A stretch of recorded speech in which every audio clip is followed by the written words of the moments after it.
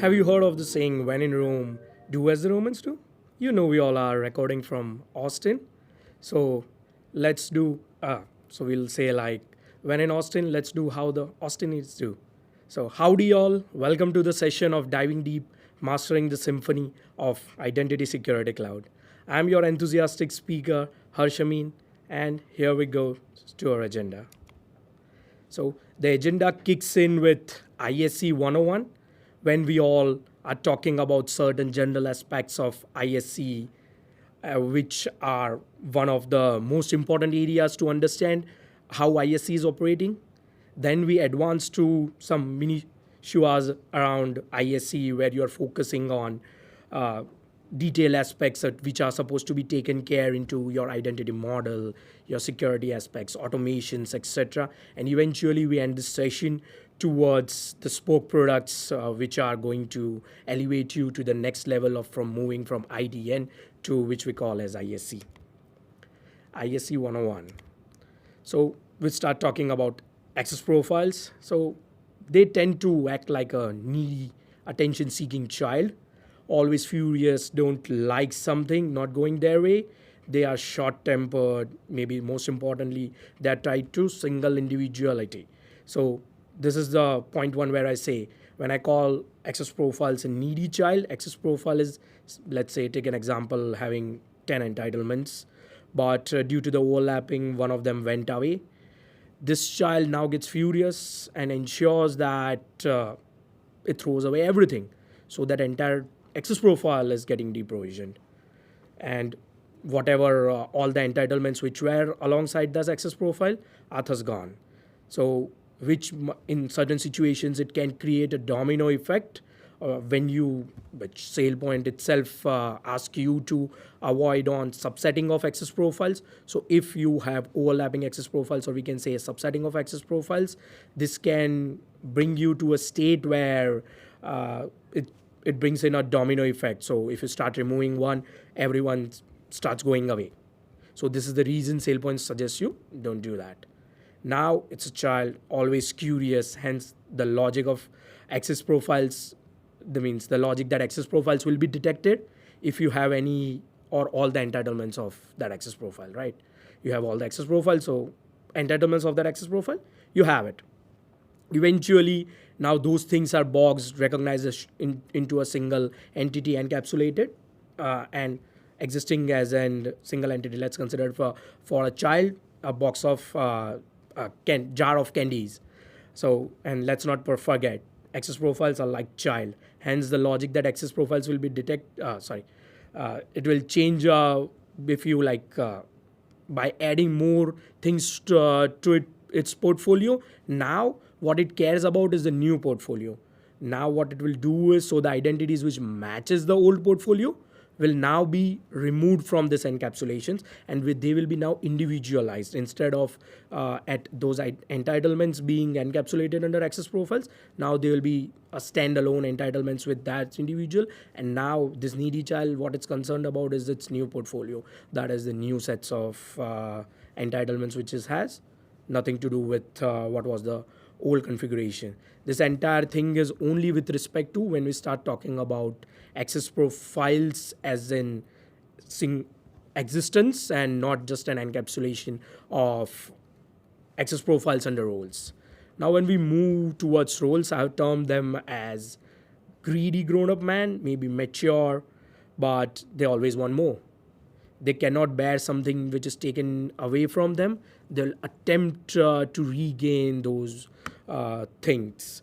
So with this example, we can say greedy because if you take away one access profile or entitlement from a role, then what access roles have a tendency to complete themselves. So when we again talk about overlapping roles, if one of the roles is taken away, which has an overlap, and one of the entitlements or one of the access profiles or multiple of them are taken away, but still that other role does exist with an identity, what roles will try to do is they will try to ensure that the role is complete.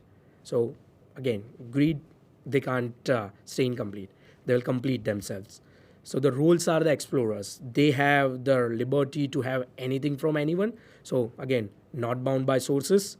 which means that new introduction to the roles, even they have means with entitlements. Till now we had access profiles just being part of roles. Now even with entitlements, and again irrespective of sources.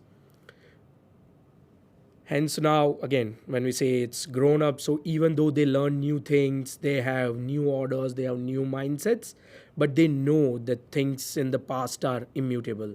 So all the access is granted by those rules, no matter you remove the entitlements or access profiles are directly, or even the just one entitlement from that access profile is getting removed. So it doesn't matter to whatever identities already have those roles. So it will always come into play for the new roles being provisioned. The old ones won't be taken away. Whereas in the case of access profiles, we see in that they will be individualized. And conclusively, as like roles are once we can say like the karma is registered, it's there. So roles once there, it's there.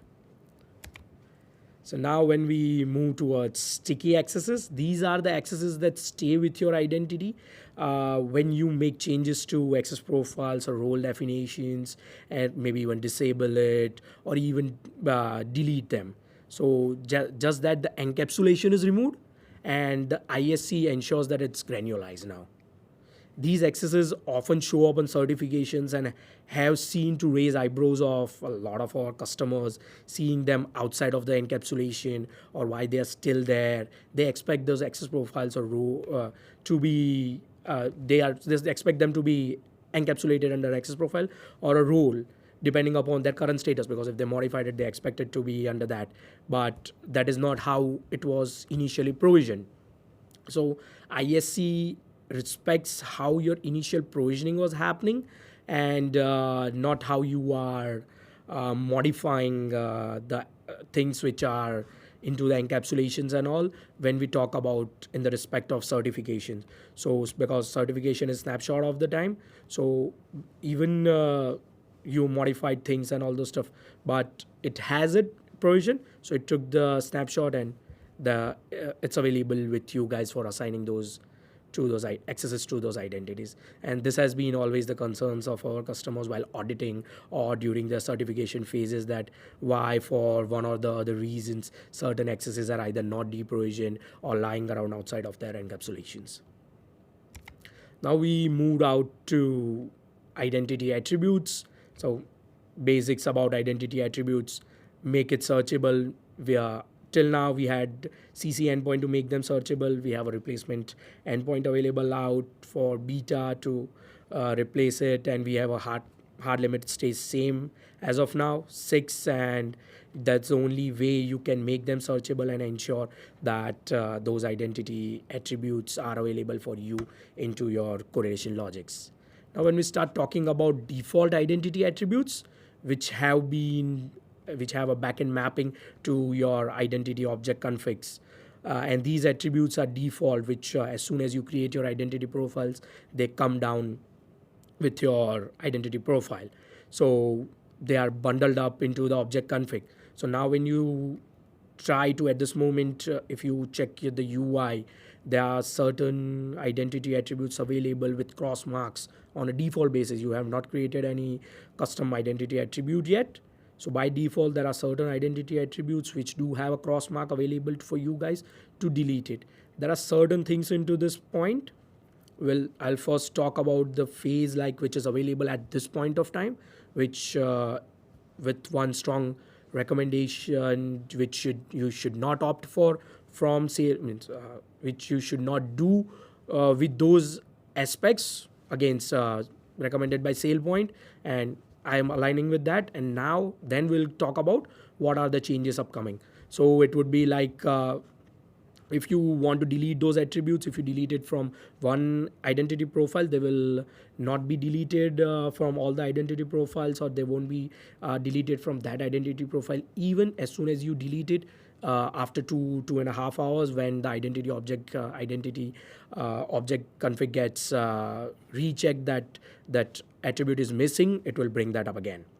So If you want to delete it in this present time, you will have to delete it across your all identity profiles. Only then those default identity attributes will be not coming up on your future creation of your identity profiles and your existing ones too. So you need to delete it from all your identity profiles. Again, this is never recommended from SailPoint, and we are bringing up our patch to this that now at this moment, when you start creating identity profile, let me take you to the present the screen. Okay, so when we start talking about here, you see all of the initial identity attributes are not deletable.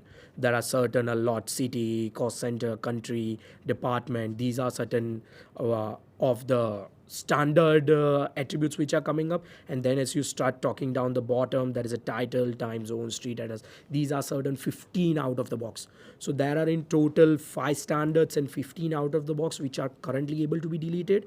But soon the decision has been made that these are being made static. That is, this will stay as default. You won't be able to be removing this identity attributes now on.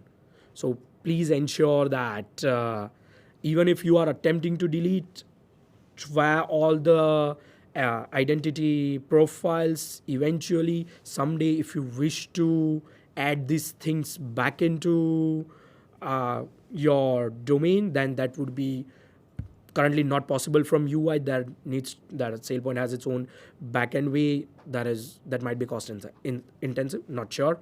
That needs to be assessed when you come to that point. But at this moment, if you start talking about these attributes, these 15 attributes plus 5 standard attributes, all of these cross marks are going away. So all these attributes which you see available on your standard identity profile will stay now forever. Now let's switch back to our presentation. So this is all about our identity attributes. Now let's move out to the attribute changes with rule success history.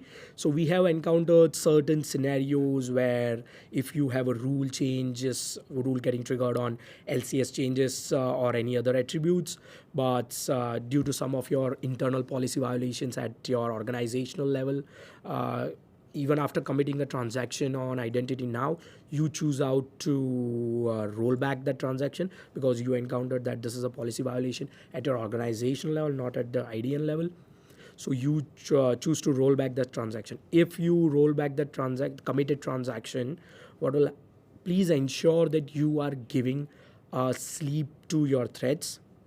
You are not doing it any closer to 5, 6, 7 seconds, because what happens is the issue is that the rule changes are if those attribute values are made too quickly or maybe to and fro or faster enough, what will happen is less than around 5 seconds or so, 6 seconds. So we recommended you make a sleep counter of 10 to 12 seconds to ensure that these identity changes are detected by access history, because it is controlled by identity refresh, which is running out for access history separately at the backend.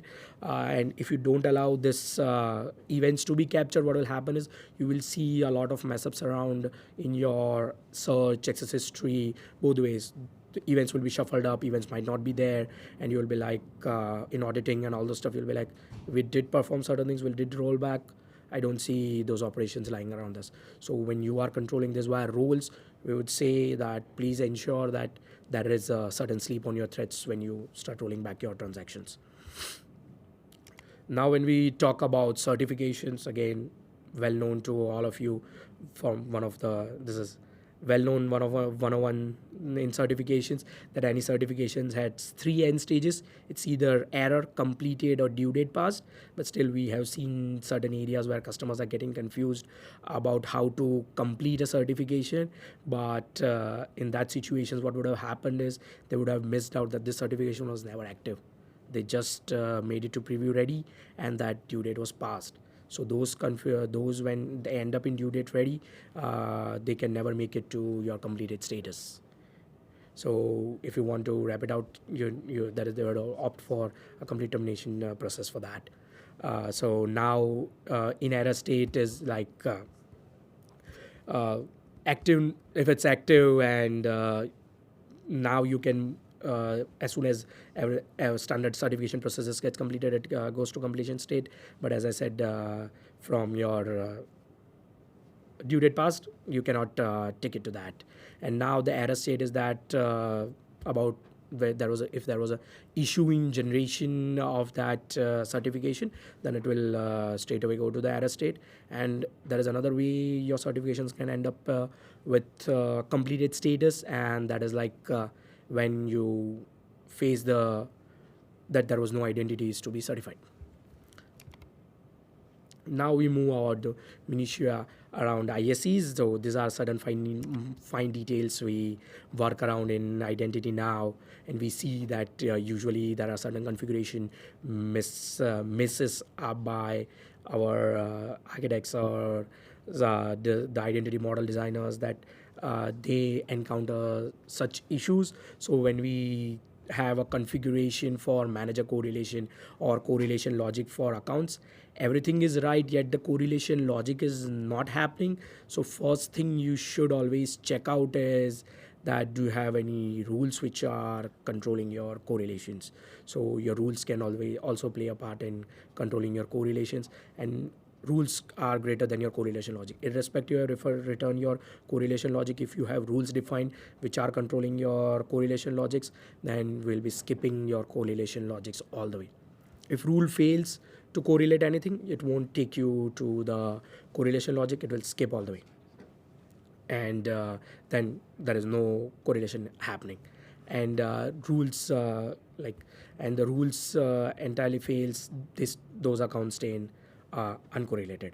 Now you define no correlation logic, still accounts are getting correlated. No, that's not a magic. That is just like correlation logic which is not pronounced out loud, not directly seen on UI. It is the names. If your account names matches to an identity, it will correlate. That's you can say, you cannot call it a hidden correlation logic because SailPoint has made a public documentation to that. But yeah, still it is not too much loud, not everyone is aware. So yeah, that is one of the areas where we encounter these things. And you have accounts coming in from we can say same individual for two different authoritative sources, irrespective of sequence of aggregation of those accounts.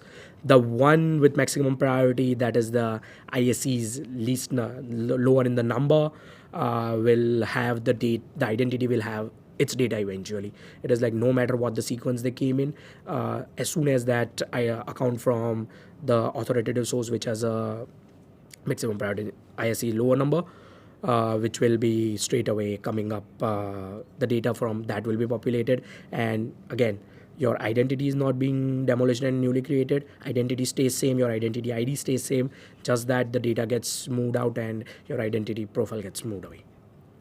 So yeah, and now with the sequence of prioritization of your correlation components, it's like you have your you have your UID. If your UID matches to your existing identity, it won't create a new identity, it'll straight away link to an existing identity. And then goes out your correlation logic. If there is none found between them sorry, if none found between these two, only then it will go to that less sound or less vocal correlation logic, that is your name. Now when we talk about one of the aspects which you guys should take into account, which is one of the security aspects, I would say, when you try to create identities for new onboarding or someone who is like rejoining or something like that, please ensure that you are not giving them privileged accesses or elevated accesses from day one, and also you are disabling their identity now accounts until and unless they are being onboarded, because there is a way, because usually we have a standard corporates have a standard operational procedures that you try to keep your user IDs as either it's email or user first name dot last name or something like that. So in those scenarios what happens is, if that guy has maybe if by mistake or intentionally, if they want to hamper the system, they can get into the system even without the invite into identity now. They will have to just do forget password, follow the procedure there, and they will be allowed to enter into identity now even without any invites. So you can see on the slides there are like we can see that the uh, person entered where, and you can see all the operations having of setting up of the questions and all the stuff, but the user was never invited. So if it was some sort of admin elevated access, they can by mistake or intentionally do something which was not supposed to be done, and can be a risk to your auditing as well when you put things up for the certification auditings. Now, when we start talking about workflows, the majority of our tenants have their workflows around LCS, especially the lever management. So, one major miss we have seen here is you configure your workflow such that as soon as your LCS gets triggered, there is a your identity attribute change trigger is there, and you have a workflow starting working up deprovisioning things out, or maybe calling out rules and certain performing operations or something like that.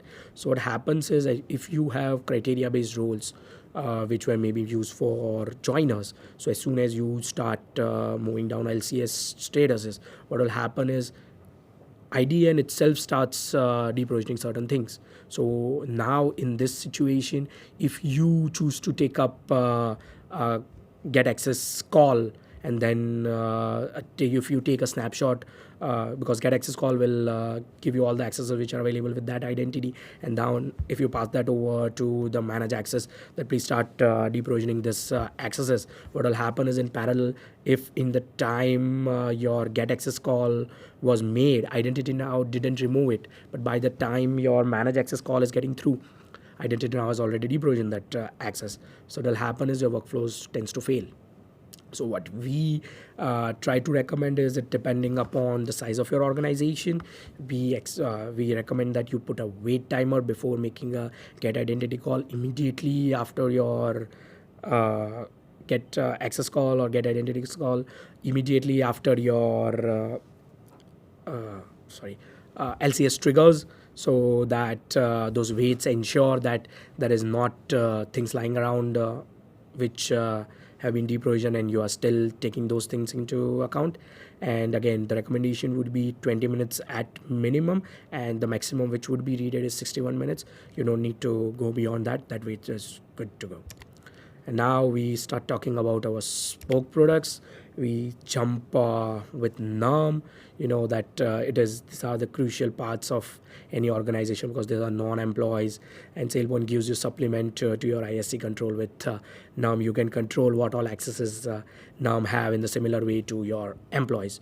So when we talk about your generating workflows with NUM, we have the ability to create a workflow via Workflows APIs now, which is now available onto your norms. So like we have derived a postman collection setup, which you can fire up for new tenants to create for some standard workflows, where still being dynamically you are able to set up all the attributes and all the stuff. So let me take you to that screen now. So let's first go to your postman. Sorry, my bad. Let's just go to postman. Sorry.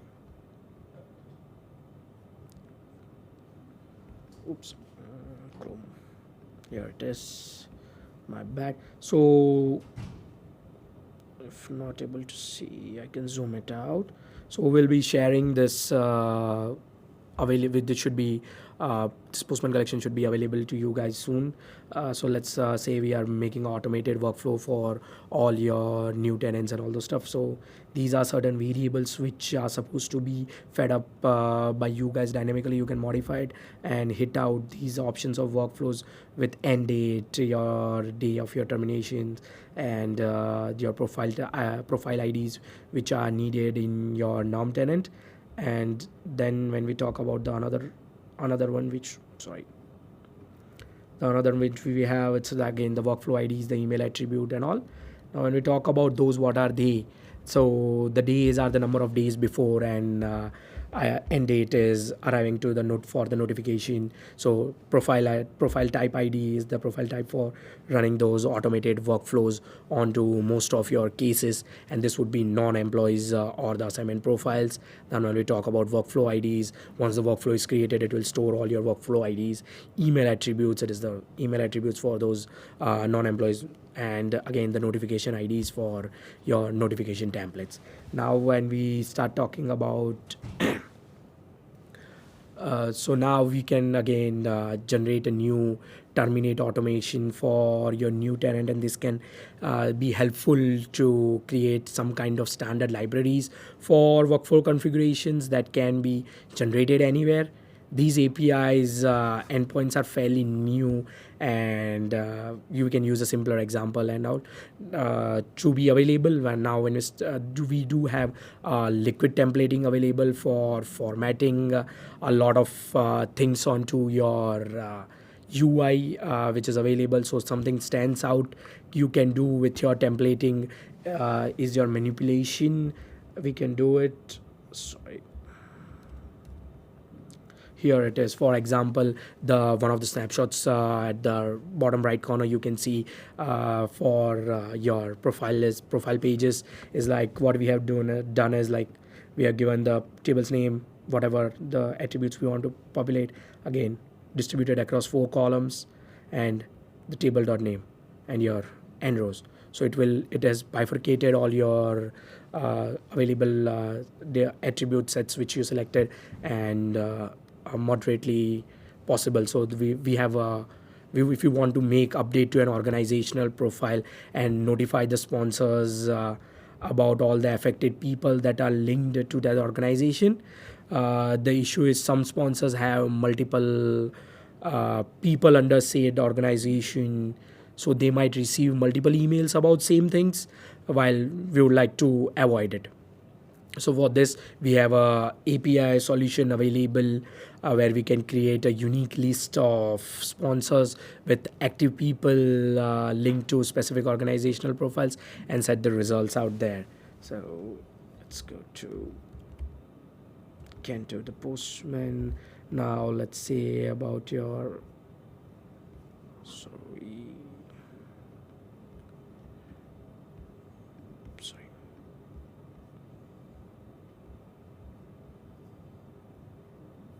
okay, so this is about your let's say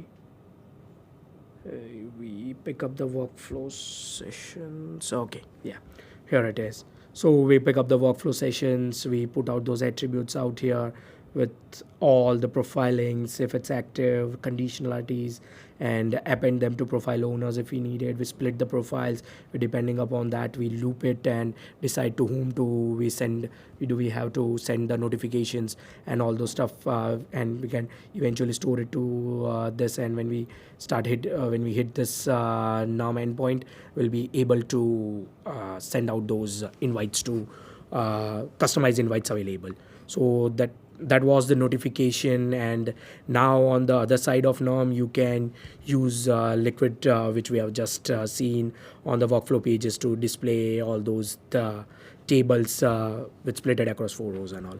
And now we'll be moving down to the last segment, which would be your dash. So there are a lot of things coming around for your dash, which would include your access profile integrations, which you can incorporate with your access history, access intelligence center, AIC. Then we have workflow integration, so trigger responses and remediation actions would be available to file classifications and activity alerts through SailPoint's workflow itself. Now increasingly the dash would be into the phase 2, the integrations with access history and the workflow integrations were the part of phase 1, which are coming out soon, and with phase 2 they are planning to increase it with all the access request and lifecycle management automations as well. That would be the wrap of your session on everything about identity now, ISC these days, and how you can collaborate and play around with all the different modules, which things you miss out, which things you should be taking care of. Thank you. Thanks a lot. Bye-bye.